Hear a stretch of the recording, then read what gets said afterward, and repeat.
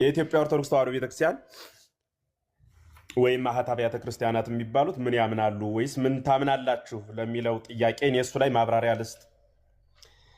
በመጀመሪያ እንኳንስ ፈጣሪ በፍጡር ስጋ መጥቶ ከኛ ጋር የሰውነትን ባህሪ አድርጎ የተገለጸውን ለግል ነው ወይም ለተመረጡ ሰዎች ብቻ ነው ብሎ ማስተማር ይቅርና የተፈጠረችው ፀሐይ በራሷ ለሆኑ ሰዎች ብቻ የምትወጣ አይደለችም። ፍጡር ናት። የምታበረው ግን ለዓለም ነው። አይነ ስውር ስላላያት ፀሐይ አትወጣም ብሎ መናገር ግን አይችልም። ደካማም ፀሐይን ወጦ ስላልሞቃት ፀሐይ የለም ብሎ መናገርም አይችልም። ፀሐይ ለዓለም ሁሉ ታበራለች። ፀሐይዋን ስላልተጠቀማት የሆነ አካል ፀሐይ የለችም ብሎ መናገር ወንጀል እንደሆነ ሁሉ በክርስቶስ አምላክነት አምኖ ያፈሰሰውን ደም የቆረሰውን ስጋ በእምነት ባለመቀበል ራሱን አርቆ በኋላ ግን ክርስቶስን ለምን አልተቀበልከውም ሲባል ለስንፍናው ክርስቶስ ለተመረጡት ብቻ የተሰጠ ነው ብሎ መጥቀስ በ18ኛው መቶ ክፍለ ዘመን የነበሩ አንድ ባለቅኔ ሲናገሩ ሰብለ እከዩ ሃይማኖት ያለብሳ ብለዋል። ሰው ለክፋቱ ጥቅስ ይጠቅሳል፣ ለስንፍናው ለራሱ የሚስማማውን ጥቅስ ነው የሚጠቅሰው። ይህ ሁሉ መጋጋጥና ድካም በተመለከቱት ልክ በአጭር ለመግለጽ ይህንን ሁሉ ክታብ የጻፉት ወገኖቻችን ለስንፍናቸው ነው። ማለት የምን ማለት ነው? ኃጢአት እየሰሩ ለምን ጽድቅ አልሰራህም ሲባሉ ክርስቶስ ስላልመረጠኝ ነው እያሉ ኃጢአትን መስራት በክርስቶስ መመረጥ እንደሆነ አድርገው ግልባጭ ተርጓሚው እሱን ስለሚሰጥ የሚናገሩ ግለሰቦች ናቸው። በእኛ ቤተክርስቲያን አስተምህሮ መድኃኔ ዓለም ክርስቶስ በመዋዕለ ሥጋዌው በሥጋ ወራቱ 120 ቤተሰቦችን መርጧል። 36ቱ ቅዱሳት አንስት፣ 72ቱ አርድእት፣ 12ቱ ሐዋርያት የምንላቸው እኒህ በድምር 120 ቤተሰቦቹ ይባላሉ። የቃሉን ትምህርት የእጁን ታምራት እያዩ እግር በእግር አብረውት የኖሩ ናቸው። እኒህን ላስተምህሮ በሚያሰናብትበት ጊዜ በተለየም ሐዋርያትን ሲያሰናብት የማቴዎስ ወንጌል ምዕራፍ 28 ተራ ቁጥር 19ና 20 ስታነቡት ሁሩ ወመሃሩ ውስተ ኩሉ አጽናፈ ዓለም ወስብኩ ወንጌለ ለኩሉ ፍጥረት፣ ከዚህ በኋላ እስከ ዓለም ዳርቻ ሂዱ ለፍጥረታት ሁሉ። ልብ ብላችሁ አዳምጡኝ። የፈለኩት ዋና ፖይንት ጉዳይ ይሄ ነው። ለተመረጡት አይደለም። ለምንድን ነው ለተመረጡት ወንጌልን አድርሱ ያላለ? ለምንድን ነው ለፍጥረታት ሁሉ ወንጌልን ሂድና አድርሱ ብሎ የላካቸው? ክርስቶስ የመረጠው አገር ወይ አካል ካለ ለመረጣቸው ሀገራትና ሰዎች ብቻ ሐዋርያትን አይልካቸውም? ኢትዮጵያውያን ከሆኑ ወይም አውሮፓ፣ አውስትራሊያ የሆነ ሰፈር ከሆነ ወደዚያ ሰፈር ሂዱ ብሎ ወደ መረጣቸው ሰዎች ብቻ ይልካቸው ነበረ። ዳሩ ግን መድኃኔ ዓለም ክርስቶስ ሂዱና ወንጌልን ለዓለም ሁሉ አስተምህሩ ብሎ ነው የተናገረው። ዓለምን እንዲሁ ወዶታል ተብሎ ነው በሌላ በዮሐንስ ወንጌልም እግዚአብሔር ዓለሙን እንዲሁ ወዶታል። ለምን ቢሉ አንድያ ልጁን እስከ መስጠት ተብሎ ነው የተጻፈው። አንድያ ልጁን እስከ መስጠት ዓለምን ወዶታል። ዓለም የተባለ የተመረጠ አካል ነው። ዓለም ማለት ምልአትን የሚገልጽ ነው። ምልአት ማለት ደግሞ አጠቃላይ ሰው ለሆነ ሁሉ የተደረገ ነው።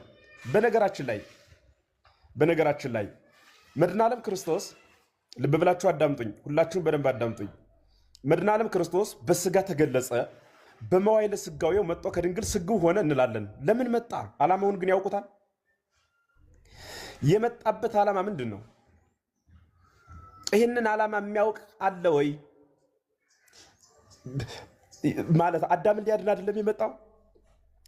አውሮፓዊው የአዳም ልጅ አይደለም? ኢትዮጵያዊስ የአዳም ልጅ አይደለም? አዳምን ሊያድል ከመጣ ከአዳም ልጆች ደግሞ ለይቶ የሆነ ሰፈር የሚተው ከሆነ መጻ ለድህነት ዓለም እያሉ የቀደሙ አባቶች የተናገሩት ሁሉ ምንድን ነው የሚሆነው? ለድህነት ዓለም አይደለም ክርስቶስ የመጣው? ክርስቶስን መቀበል አለመቀበል በተቀባዩና በማይቀበለው ሰው በሚቀበለውና በማይቀበለው ሰው መካከል ልዩነት ይኖራል እንጂ ክርስቶስ ለዓለም ሁሉ እንካችሁ ብሎ እኮ ለዓለም ነው የሰጠው። ራሱ ቀራንዮ ላይ የወጣው ለሰፈር ነው? ለሆነ ሀገር ነው? ለሆኑ ሰዎች ብቻ ነው ቀራንዮ ላይ የወጣው? የተገረፈው ግርፋት፣ የቆሰለው መቁሰል፣ ያ የተሰቃየው ስቃይ፣ የተገረፈው 6666 ግርፋት፣ ያ የተንቆረቆረው ላብ ለሆኑ ግለሰቦች ነው? ለተመረጡ ሰዎች ነው? ለሆነ ሰፈር የተደረገ ነው? ይሄ በክርስቶስ ላይ መቀለድ ነው።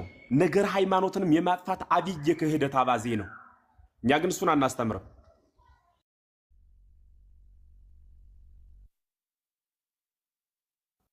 ስልክ እየገባበት ይህ ድግለነ ኃጣዊነ ኃጢአታችንን በደላችንን ይቅር ይለን ዘንድ ጌታ ዮሐንስ በመልእክቱ ምዕራፍ 2 አንደኛው ዮሐንስ ማለት ነው ቁጥር 2 ላይ ነው ይህን ቃል ምነግራችሁ። ከዚህ በኋላ ኃጢአትን ተውት እያለ ስለ ኃጢአት እየተናገረ ወረድ ካለ በኋላ ቁጥር 2 ላይ ምን ብሎ ይናገራል?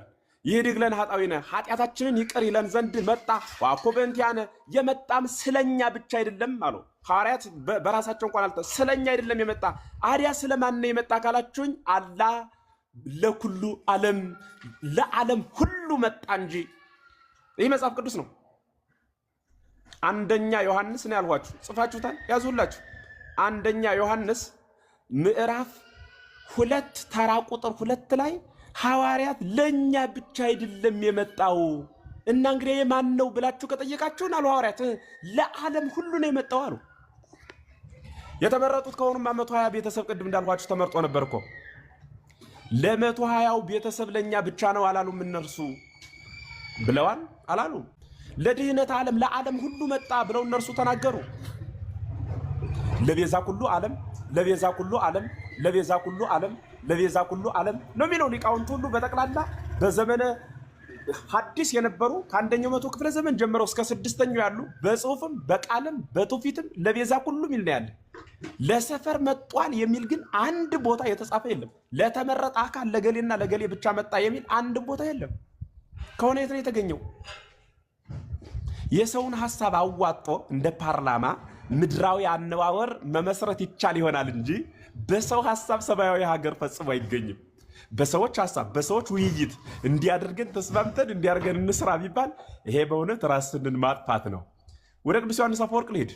ቅዱስ ዮሐንስ አፈወርቅ ሐረገ ወይን ተተክለ በኢየሩሳሌም አሕዛብ ነሱ ጽጌረዳ ወሶኩሰ ተርፈ በኀበ አይሁድ ይላል በአማርኛ። ሐረገ ወይን ክርስቶስ ተተከለ አለ። አንድም ሐረገ ወይን የተባለ የክርስቶስ መስቀል በቀራንዮ ተተከለ። አሕዛብ ነሱ ጽጌረዳ ያፈራውን ፍሬ አሕዛብ የተባልን እኛ ከእስራኤል ያልተወለድን በዓለም ሁሉ ያለ ነው በጠቅላላ ያን ጽጌረዳ አበባውን ወሰድን። ከዚያስ ፍሬውን ወሰድን ማለት ከመስቀሉ የተገኘው ፍሬ ሕይወት ኢየሱስ ክርስቶስን ወሰድን። ወሶኩሰ ተርፈ በኀበ አይሁድ ሾሁ ጥርጥሩ ክደቱ ምንፍቅናው ግን በአይሁድ ተዘርቶ ቀረን የተባለው አይደል? ይህም እየተነገረባቸው በክህደታቸው ነው። በሰባ ዘመን በጥጦስ እንደጠፉም ይነገራል። በመጽሐፍት አስተምህሮ በቤተ ክርስቲያን ሕግና ስርዓት በደንብ ልብ ብላችሁ አዳምጡኝ። ቅዱስ ዮሐንስ አፈወርቅ የነገረን ይሄን ነው። ሐረገ ወይን ክርስቶስ ተተከለ አለ። የተተከለውን ክርስቶስ አይቶ በክርስቶስ መኖር የክርስቲያኖች ድርሻ ነው። በክርስቶስ ስላልኖርን ግን በክርስቶስ ያልኖርሁት ክርስቶስ ለእኔ ስላልመጣ ነው ብሎ ማማኘት ግን አንተ የማን ዘር ነህ? እንዲህ ብሎ የሚናገረው ሰው ከማን የተወለደ ነው? ለአዳም አይደለም የመጣው? 99 ሀዲጎ ተሳ 99ኙን ነገደ መላእክት ትቶ የጠፋው አዳምን ሊፈልግ መጣ አለ። አዳምን ሊፈልግ መጥቶ የአዳምን ልጅ ከተወ የአዳምን ልጆች ካልፈለገ ስለዚህ ምጽአተ ክርስቶስ ከንቱ ነውን? ከንቱ አይሆንም ምጽአተ ክርስቶስ። የፈጠራት ፀሐይ ለዓለም ሁሉ የምታበራ ከሆነ የፈጠረን ክርስቶስ በትጋ ተገልጾ ለዓለም አላበራም ማለት ክህደት አይደለምን? ስለሆነም የቤተ ክርስቲያኗ አስተምህሮ ሰውን ልክ ዘውድ አለ አይደል? አናት ላይ የሚደፋ ዘውድ መጨረሻ ነው። ጃኬታችን፣ ሸሚዛችን፣ ሱሪያችን፣ ጫማችን፣ ካልሲያችን ሁሉን ካጠለቅን በኋላ መጨረሻ ላይ አክሊል ወይም ኮፍያችን ዘውዳችን እንደምንሰቅለው ሁሉ መድኃኔ ዓለም ክርስቶስን ፍጥረታትን ከፈጠረ በኋላ የፍጥረታት ሁሉ ዘውድ አድርጎ ሰውን ፈጠረው። ያ የፍጥረታት ሁሉ ዘውድ ሆኖ የተፈጠረው የሰው ልጅ ሰውነትን ሳይጨርስ አምላክነትን በመመኘቱ እግዚአብሔርን የሚያህል ጌታ ሁሌ እንደምንለው ገነትን የሚያህል ቦታ ቢያጣ ሊያድነው ተከትሎ መጣ። ሲናገር እኮ በሐሙስ ዕለት ወበመንፈቃ ለዕለት እትወለድ ሞለተ ወለትከ ወእድህክ ውስተ መርህከ ወእትቤዘወከ በመስቀልየ ወበሞትየ። ልብ ብለህ ያዝ። ከ80 አሃዱ መጽሐፍ አንዱ የሆነው መጽሐፈ ቀለሚንጦስ ነው የጠቀስኩልህ። በመጽሐፈ ቀለሚንጦስ በአማርኛ ምን ማለት ነው? 5 ቀን ተኩል ሲፈጸም ከልጅ ልጅ ተወልጄ አድንሃለሁ አለ። ከልጅ ልጅ ተወልጄ የልጅ ልጅ የተባለች ድንግል ናት። አድንሃለሁ የተባለ አዳም ነው። አድንሃለሁ የሚለው ቃል ወደፊትም ላለው ለምልዓተ ኃጢአቱ ለሁሉ ካሳ የተካሰ የተፈጸመልን ነን ማለት ነው። ይህ የተፈጸመለት የሰው ልጅ ክርስቶስ ለድህነተ ዓለም ቢመጣም ዳሩ ግን ለተመረጡት ሰዎች ብቻ ነው የመጣ ብሎ ማስተማር ግን ምጽአተ ክርስቶስን ከንቱ ማድረግ፣ በአንጻሩ ደግሞ ያልተመረጡ ሰዎች አሉ ካልን ደግሞ ኃጢአትን፣ ክፋትን፣ በደልን፣ ርኩሰትን እግዚአብሔር አመንጭቶታል፣ ፈጥሮታል፣ ይደግፈዋል። ምን ሆነ ተኮነን ሲባል አይ ራሱ ኮነነኝ እንጂ እኔማ ምን ጥፋት አለብኝ? ቅድሙንም ሲፈጥረኝ ለኩነኔ ነው የፈጠረኝ ብሎ በእግዚአብሔር ላይ መቀለድና ማሾፍ ነው። እንዲህ አይነት ክታቦች ግን ሲገኙ ምን ብለን እንተርጉማቸው? እችን ብቻ እናገርና አልጨርስ። እንዲህ አይነት ክታቦች በግብረ ሐዋርያት ላይ ሌላም አንዳንድ ቦታዎች እንዲህ አስቀድሞ የመረጣቸው እነርሱን አጸደቃቸው የሚሉ ቃላት ሲገኙ ምን ለማለት ነው? ምን ለማለት የተነገረ ቃል ነው? እንዲህ አይነት ጥያቄ ያለባችሁ ሰዎች ልብ ጆሮአችሁን ክፈቱና ስሙ።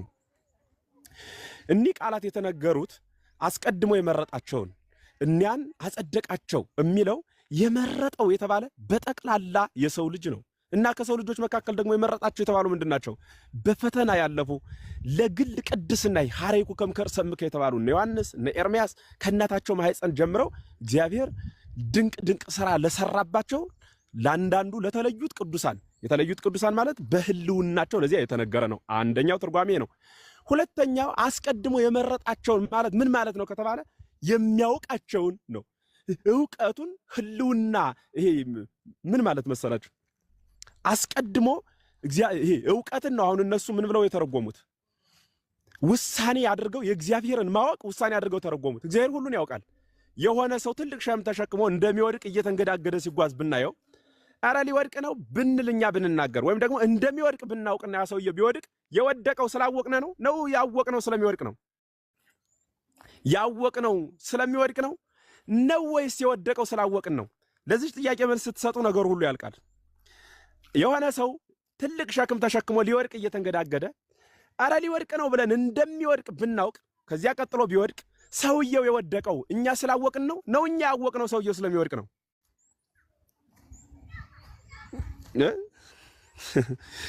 ስለሚወድቅ አወቅን እንጂ ስላወቅን አይደለም የወደቀው። የኛ ዕውቀት አይደለም የጣለው። ሰው የሚኮነነው እግዚአብሔር ሰው እንደሚጸድቅ እንደሚኮነን ያውቃል። የእግዚአብሔር ማወቅ አይደለም ግን ገሃነም ያስገባን እግዚአብሔር የኛ ኃጢአት ነው። እግዚአብሔር አስቀድሞ በኃጢአት ግብር እንደምንኖር ስለሚያውቅ ለዚያ የተገለጸ ጽሑፍ ነው። ይህንን በደንብ መያዝ ነው።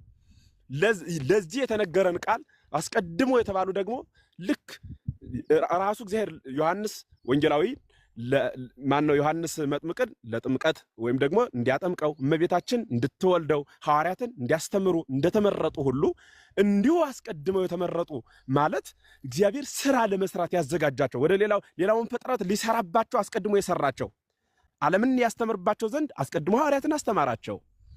ዓለምን እንዲያስተምሩ በመጀመሪያ እነርሱን አዘጋጅቶ ሌላውን ደግሞ በእነርሱ ማዘጋጀት ማለት ነው። ልክ አሳ አውጪ መቃጥን በብሩ ገዝቶ አሳውን ደግሞ እያወጣ ምን ያደርጋል? ከዚያ ደግሞ አሳ እየሸጠ ብር ይሰበስባል። ትልቅ ብር ለማግኘት ትንሹን ብር መቃጥን እንደሚገዛበት ሁሉ ብዙ ሕዝብ ለማግኘት ትንሾቹን ሐዋርያት አስቀድሞ መረጣቸው። የመረጣቸውን አስተማራቸው። ያስተማራቸውን ሐዋርያቱን እነርሱን ምን አደረገ ጌታ? በዓለም ሁሉ ሂዱ ወስብኩ ወንጌለ ለኩሉ ፍጥረት የሚል ቃል ይዞ ለተመረጡት ነው ይባላል። ለኩሉ ፍጥረት እኮ ነው ያለው። በነገራችን ላይ ኩሉ ፍጥረት አለ። ኩሉ ፍጥረት ይሄ ማለት ምን ማለት? ይሄ በእውነት በወንጌል ላይ ማመጽ ነው። የኛ ቤተክርስቲያን ትምህርት ግን ክርስቶስን የተቀበለ በስሙ ያመነ ጸንቶ የኖረ በተራድኦ መንፈስ ቅዱስ እየረዳው በጸሎት ጸንቶ እስከ መጨረሻው ህቅታ ድረስ የሚኖር እርሱ ሰማያዊ ዋጋ ያገኛል እንላለን እንጂ የተኮነነው አስቀድሞ ስላልተመረጠ ነው፣ ደግሞ የጸደቀው አስቀድሞ ስለተመረጠ ነው የሚል ትምህርት በቤተ ክርስቲያን ፈጽሞ የለም፣ ወደፊትም ለዘላለምም አይኖርም። እግዚአብሔር ይስጥልን። ቃሎትን ያሰማልን መምህር ኤፍሬም በጣም እናመሰግናለን። እግዚአብሔር ይስጥልን። ዮሐድዬ ኔትወርክ አስቸገረው መሰለኝ። በጣም እናመሰግናለን። ኔታ ክብር ይስጥልን። አንደበቶት ይጣፍጣል እና በቃ ሁሌም ቢያስተምሩን በጣም እንወድ ነው።